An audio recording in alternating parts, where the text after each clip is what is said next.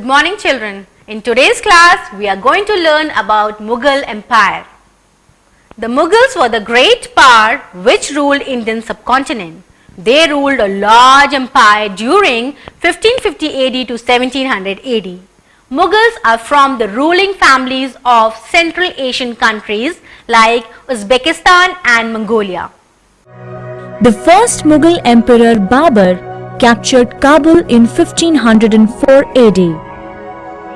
In 1526 AD, he defeated the Sultan of Delhi, Ibrahim Lodi, and captured Delhi and Agra.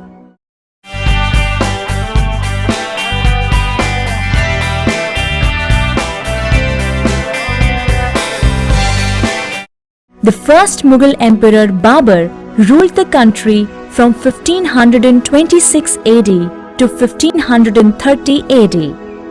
He introduced cannons and guns in Indian warfare. Humayun.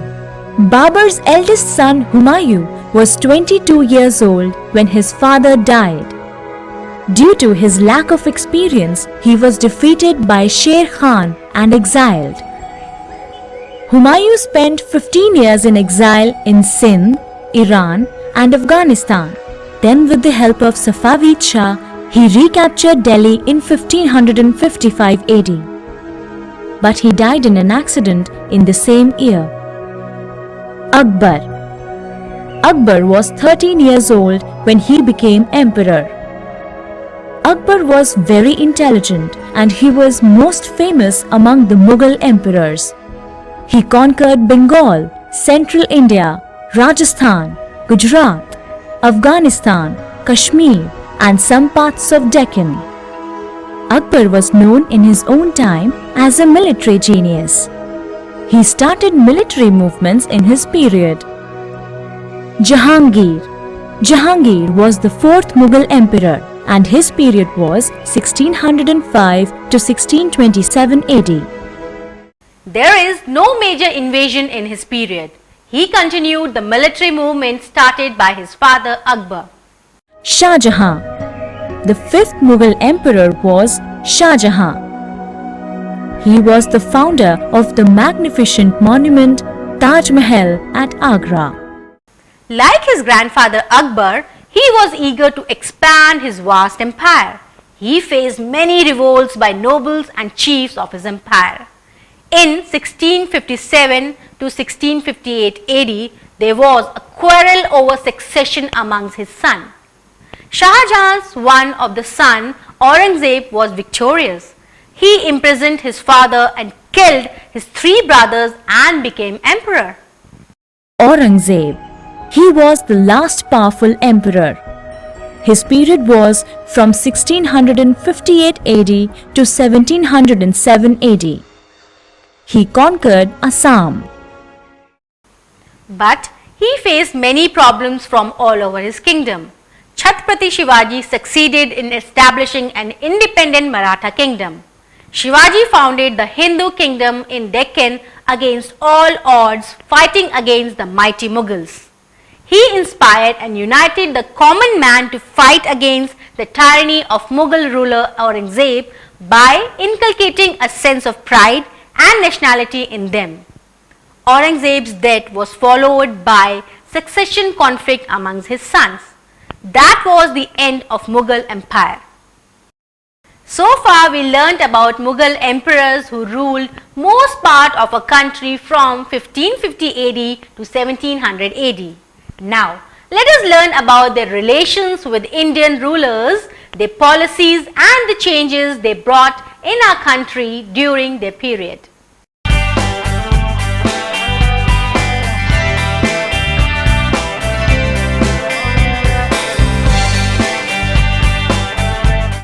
India was a country with many kings and chiefs. The Mughal emperors brought them under their control by many ways. Number one, they allowed the old rulers to continue to rule the kingdom by collecting some revenue from them. Number two, Mughals constantly forced the rulers who refused to accept their authority. Number three, many Rajputs refused to accept the Mughal authorities. But Mughals were good enough to handle the situation by marrying their daughters and gave high positions in the kingdom. Jahangir's mother was the daughter of Rajput ruler of Amber. Also, Shah Jahan's mother was the daughter of the Rajput ruler of Jodhpur. Number 4. The Sisidia Rajputs of Chittor refused to accept Mughals for a long period of time, but they were defeated by Mughals. However, they were given back their land as an assignment.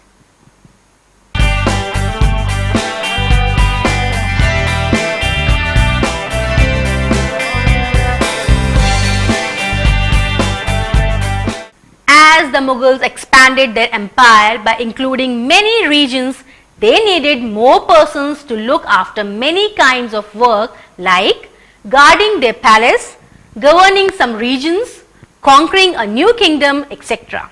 For all these purposes, Mughals recruited large numbers of diverse kinds of people and designated them as rank holders or mansabdars.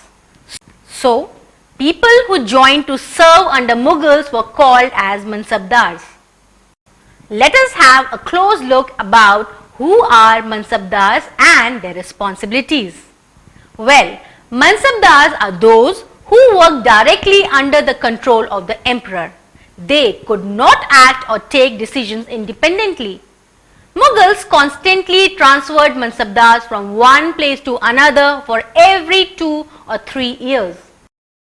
This way, Mughals made sure that no mansabdars would get power in their region and call himself an emperor, which had happened in the case of Nayaks in Vijayanagara Empire. Mansabdar's son could not become mansabdar by default. Only the emperor had the authority to decide whether to appoint Mansabdar's son as mansabdar or not. The Mansabdar's military responsibility was to maintain a specified number of horse riders known as cavalrymen. The Mansabdar would bring his cavalryman for review, get them registered, his horses branded, and then receive money to pay them as salary. Mansabdars received their salaries as revenue assignment called Jagirs. Jagir is basically a small territory which an emperor can give to an army chief as recognition of his military service. Most of the mansabdars did not actually reside in or administer their Jagirs. They could only collect the revenue due from their Jagir villages with the help of servants, Jagirdars, and sent to the emperor. The Jagir was administered by the other officials directly under the emperor. Even the Jagirs were constantly transferred once in every 2 or 3 years. In Akbar's reign, Jagirs were carefully assessed so that their revenues were more or less equal to the salary of the Mansabdars. But during Aurangzeb's reign, there were more number of Mansabdars, which led to the shortage of Jagirs.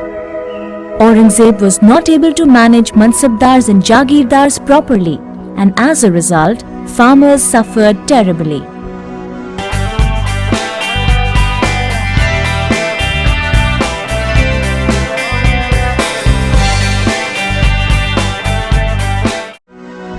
The main source of income available to Mughal rulers was tax on the produce of the peasantry. Todarmal, revenue minister of Akbar, carried surveys on crop yields, prices and areas cultivated for a 10-year period, 1570 to 1580 AD. Basing on this data, tax rates were fixed for each crop. Each province was divided into revenue circles with its own schedule of revenue rates for individual crops. This revenue system was known as Zabt. Zamindars. The Mughals used one term, Zamindars, to describe all intermediaries. The Zamindars were not appointed by Mughal emperors but existed on hereditary basis. That is, sons succeeded when the fathers died. They often acted as representatives of the local people in dealing with the Mughal officials.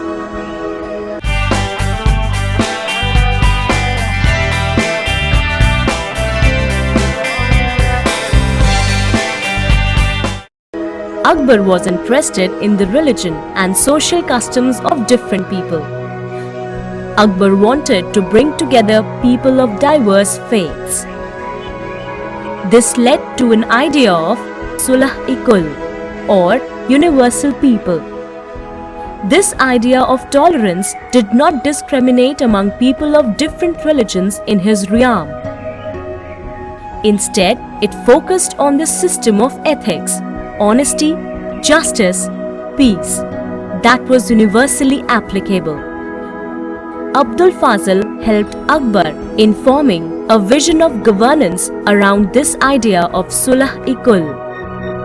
This principle was followed by Jahangir and Shah Jahan as well.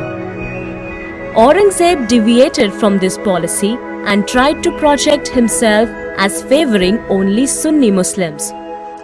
People of other religions felt anguished by this policy of Aurangzeb.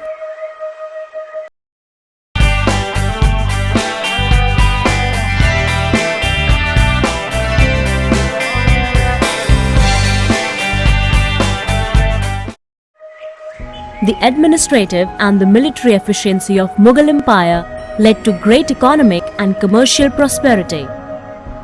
International travelers described it as the fabled land of wealth. But these same visitors also appalled at the state of poverty that existed side by side with great opulence. The enormous wealth and resource commanded by the Mughal elite made them an extremely powerful group of people. The authority of the Mughal emperor slowly declined. The servants emerged as powerful centers of power in their region. They constituted new dynasties and held commands of provinces like Hyderabad and Awadh.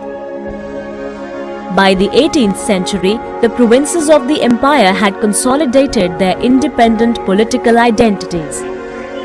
This led to the decline of Mughal Empire. Well, students, that was all for today. See you in next class. Bye-bye.